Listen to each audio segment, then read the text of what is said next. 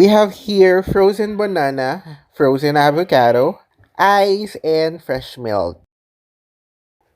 Galing sa freezer yung saging, kaya ang hirap balatan kapag frozen talaga ang ating saging. Gagawa tayo ng avocado, banana shake. O ayan, may milk. Kaya shake.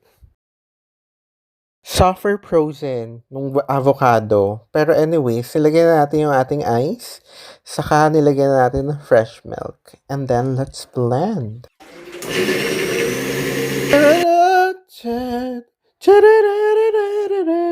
Yeah! O, di ba nagbe-blend talaga yung voice ko? So, ibe-blend lang natin. At the same time, super frozen nga ng ating avocado and banana. Kaya ayan, sinusundot-sundot natin siya para maglahok or mag-blend ng maayos. Tapos na, magta-taste test na tayo. Ibo-voice over ko ulit yung ating taste test. Yun lang. Thanks. Don't forget to like, share, and subscribe. Bye! Sarap!